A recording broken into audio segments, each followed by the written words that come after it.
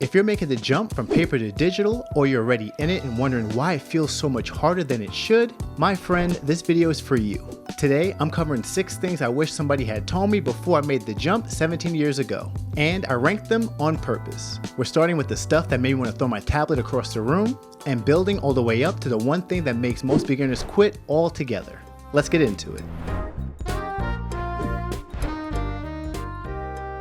Okay, so first up, and this one, I can almost guarantee every single person watching this is gonna run into this. And that's the infamous wobbly lines. This is gonna be pretty embarrassing, but when I first started, my shaky lines almost put me in the hospital.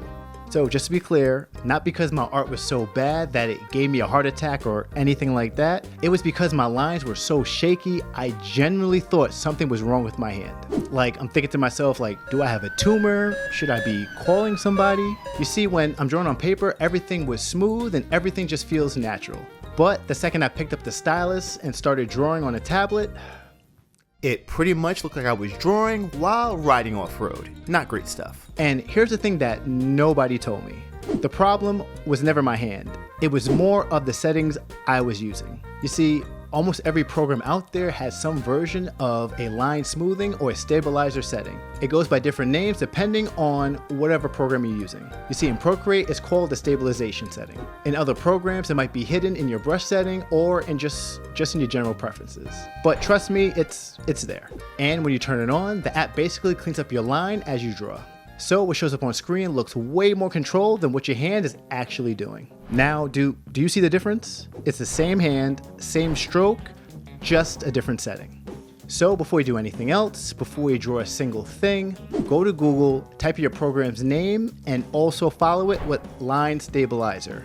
Or you could type in Adobe Fresco and put in line smoothing, and it'll come right up. If I were you, I would just play with the level until it feels natural to you, so it's not too stiff, it's not too loose. Trust me, you'll know when it's just right. Now, I know some of you out there might be thinking, I like the wobbly look. And to be honest, I know that's his own style and I don't want to mess with that. Just so we're on the same page, I'm more talking to the people who are staring at their screen wondering why nothing looks the way that it does in their head. So anyway, trust me, fix the setting first and save yourself a trip to the doctor. Alright, so that's one down. And that one hits you the moment you pick up the stylus for the first time. But this next one is just, it's a little sneakier. You won't realize it's a problem until it's literally sitting in your lap.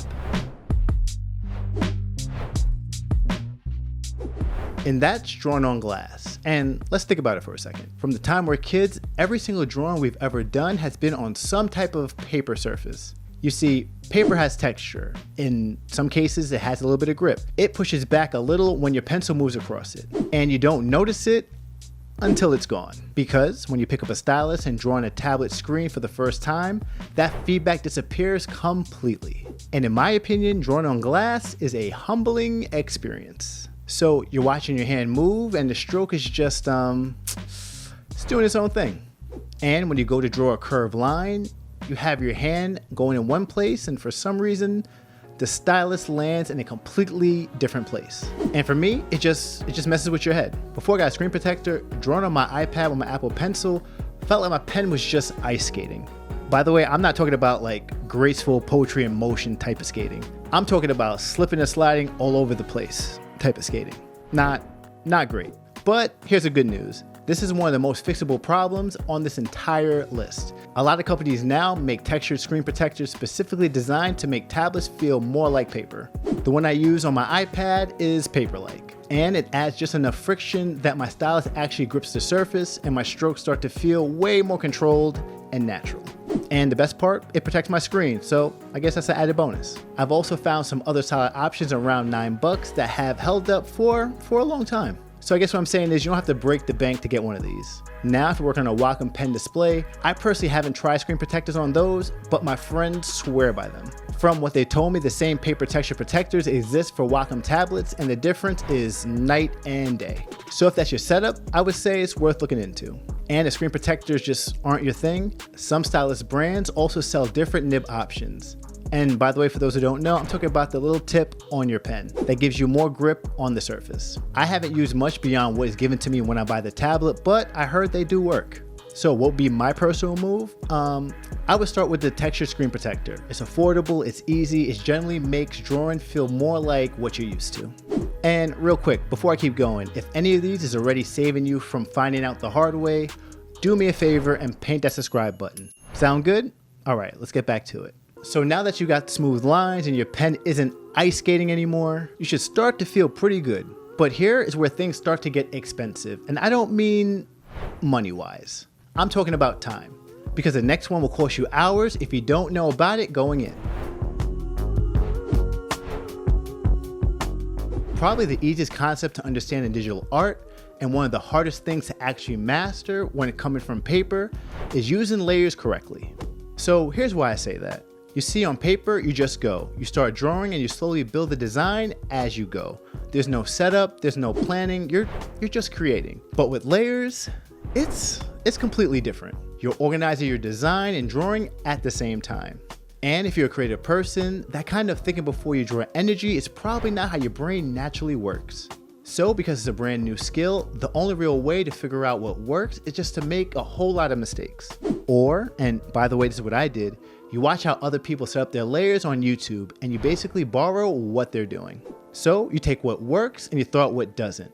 And the catch is, even that fully doesn't really click until you actually start doing it yourself. So let me save you some time by sharing my two biggest early mistakes. Mistake one, I put everything on one layer.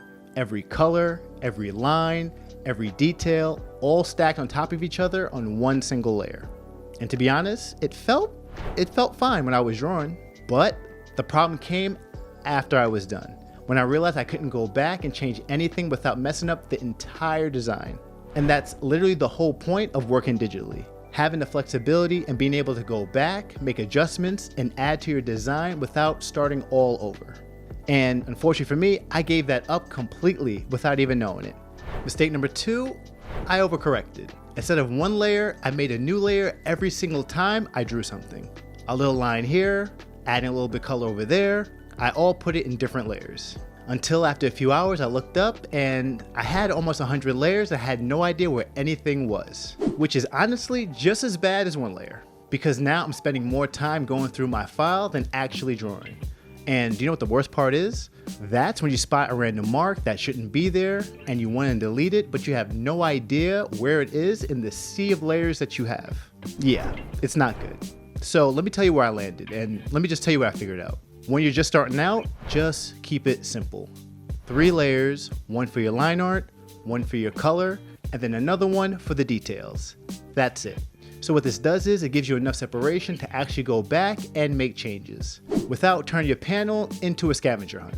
Now, I could go way deeper on this, but the layer organization, honestly, it's just its own video. So let me ask you something. Drop a comment below and let me know if you want me to break down my full layer workflow in a dedicated video. And if enough of you ask for it, I'll make it. Sounds good? Cool.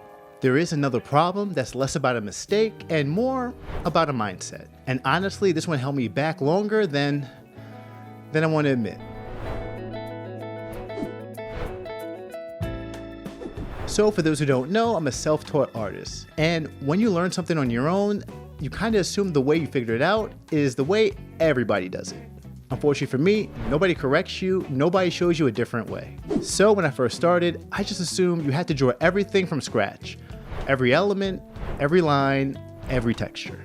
And because that's what I was doing. And I honestly thought that's what everybody was doing too. So the word shortcut generally felt like cheating to me. Like if I wasn't building everything completely from scratch, it almost felt like I wasn't a real artist. And by the way, I had no idea people were using things like the mirror tool to draw on one side of the character and let the program automatically complete it on the other side. Or I had no idea people were using the clone tool to duplicate something they already drew instead of redrawing it from scratch over and over. And this was my favorite.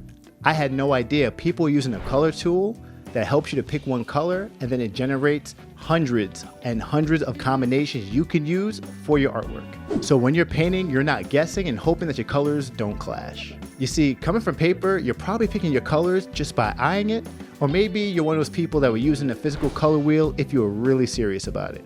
You see, the idea the program just hands you a working palette, I've come to learn that's not cheating, that's a program doing its job. And here's a mindset shift that I wish somebody had handed me on day one. And that's to figure out what you want to create, then figure out how the program can get you there as fast as possible. Because that's where digital art really separates itself from everything else. You see, the tools exist to remove friction between the idea and the finished piece. Now, just a heads up, every program calls these tools something slightly different. The mirror tool might be called the symmetry tool. The color combination tool might be called color harmonies or the color themes, but they're usually all there. So when you open up your program for the first time, just go exploring. You might find something that changes how you work completely. I guess what I'm saying is using these tools isn't cheating, it's just drawing smarter. All right, so now you got the tools working for you instead of against you. There is a feature I do want to talk about that I know is definitely going to help you, but it's unfortunately a double-edged sword. And that's because it's so helpful to new users, but if used too much, it will turn into a crutch. And that gift and a curse is the undo button, or as I like to call it, infinite do-overs. You see, when you draw on paper, if you use a pen, sometimes that mark is permanent. Or if you use a pencil, you can erase it, but you have to really work to make it happen. But when you do this digitally, it's gone with just one tap. And with the good, there comes the bad. And for me, the undo button turned me into a paralyzed perfectionist. So instead of actually working on my design and trusting the process, I try to color and then I will undo it. I try another one and I'll end up undoing that too. So I'd spend hours cycling through options, never committing to anything. And that's because I knew I could always take it back and just try it again. And at the time, I really thought I was being thorough. But what I didn't realize was I was actually wasting time and never finishing anything. And by the way, it was never perfect, not once. So if I can go back and talk to myself, here's what I'll say. And that would be, Anderson, stick to the game plan. Finish the design you're making. Don't let the undo button talk you out of every decision before you even get a chance to breathe. Now, if you genuinely want to experiment with something new, there's a smarter way to do it. Before you start making big changes, save a separate copy of your file under a different name. So that way you can try whatever you want without the risk of losing whatever you already built. If the experiment works, then that's great. But if it doesn't, your original is sitting right there waiting for you. And by the way, if you're a beginner, I'd especially recommend doing it as a separate file just to keep things clean and simple. But at the end of the day, the goal is to finish things. Done beats perfect every single time. All right, so make sure you remember that. Feel free to write it down because that mindset is going to matter a lot for this last one. And I say this one for last on purpose. This is the one that makes beginners quit, so pay attention. And hey, if you're an artist, there's a 99% chance you're gonna do this anyway, because we're just all human. And one of the things we do by default is compare and contrast. So try your best not to do that with your artwork on paper to your artwork that's digitally done. But let me just tell you what that looked like for me. You see, when I first started, I could sit down and mimic a cartoon character on paper, just no problem at all. I mean, in my humble opinion, I thought the sketch looked pretty good, but everything changed for me when I need to do that digitally. The second I had to color it or render it the way a seasoned digital artist would, I just couldn't make it happen. And do you know what the worst part was? It didn't even look like me and the other person were using the same program. And then I had to scale back the thing I was just trying to design. And that's because I didn't know how to make the digital art look like an upgrade over what was already done by hand. My first t-shirt designs looked pretty flat. For a long time, my sketches looked better than my finished digital artwork. And to be honest, that's a pretty humbling place to be.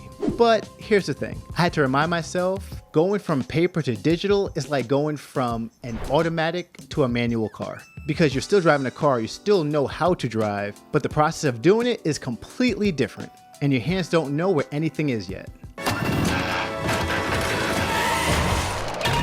I guess what I'm saying is, it's not a talent problem, it's just, you're just in a brand new vehicle. You have the vision, you know what you're trying to make, but the tool you're using to get there is a brand new world you haven't had the chance to wrap your head around yet. So it's just gonna take some time, and that's okay. For me, it took me about 3 or 4 years to really get comfortable. But I got some good news for you that makes you different than me. When I first started, Procreate didn't exist. Adobe Fresco was not a thing.